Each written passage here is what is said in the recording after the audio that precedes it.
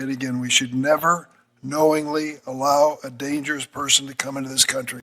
If someone is in this country seeking citizenship or legal status and commits a serious crime, they should be deported immediately. Last week, a few miles from my place in Chicago, Sheridan Gorman, an 18-year-old student at Loyola University, was tragically murdered. My heart goes out to her family, friends, and faculty and students at Loyola who are literally grieving this loss of Sheridan today.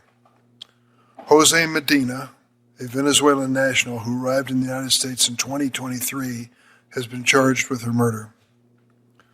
Medina was arrested in 2023 for shoplifting. He did not appear for his hearing, so a bench warrant was issued for his arrest. This information was available to the federal government, but Medina was not detained by ICE during the Biden administration or the Trump administration. This committee is the right place to have a serious bipartisan conversation about how to prevent further tragedies like this. I'm sorry that the Department of Homeland Security and some Republican members of this committee have decided this is going to be a political free-for-all.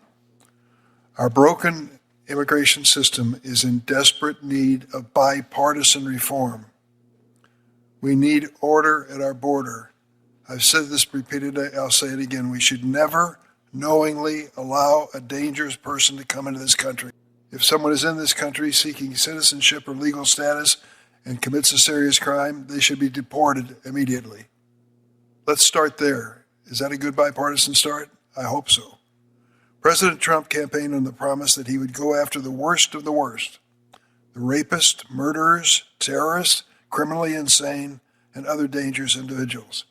What does the record show for his ICE efforts to date? 6 out of the 7 people who have been detained, arrested, some deported, were not violent criminals at all. They had virtually no criminal record. Frankly, they were in a situation where there was no reason to stop them. 6 out of 7. So much for the accuracy of ICE's effort. The reality is that neither the Democrat or Republican administrations have delivered on promises made. And President Trump's reckless mass deportation campaign has not made us safer. Congress needs to step up and do our job, fix our broken immigration system.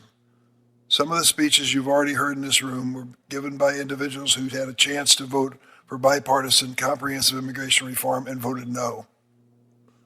For years, I worked on a bipartisan basis. There were 8 of us 12 years ago, led by Senator John McCain, Chuck Schumer, myself, Lindsey Graham, Marco Rubio, some familiar names. We worked for months to put together a comprehensive plan, and we prepared it and submitted it in 2013 to the Congress. What did it do, this bipartisan plan? It secured our border with more resources than ever so that dangerous individuals couldn't enter our country. It required strict vetting and tracking of all legal immigrants when they entered. Now listen to this. It required all undocumented immigrants to register with the government and pass a background check. Those who posed any threat would be subject to deportation. Others would pay a fine and taxes, go to the back of the line behind legal immigrants, and work towards citizenship over time. That bill passed the United States Senate with over 60 votes.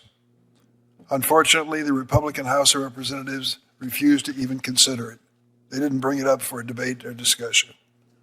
We need to try again. We can continue to have these hearings and end up with nothing other than political rhetoric. Sadly, even our best efforts on a bipartisan basis won't bring back the victims like Sheridan. But we can honor their memory by absolutely working together in a good faith effort to prevent the tragedies like this in the future. I'm ready to try again. Mr. Chairman, may I respond briefly? You weren't here when 2013 when this bill was on the floor, and I was, and so he could only be referring to me. So I'm a little sick and tired of hearing our colleagues talk about a failed piece of legislation as somehow a panacea. I bet that's cold comfort to Mr. Abraham and other families who've lost loved ones, because Criminal aliens are here in the United States thanks to 4 years of Biden open border policies and are preying on innocent American citizens. And our colleagues say, well, we should have passed a bipartisan immigration law back in 2013, while at the same time they refused to fund immigration enforcement. We should It's just now. too much. Okay, we're going to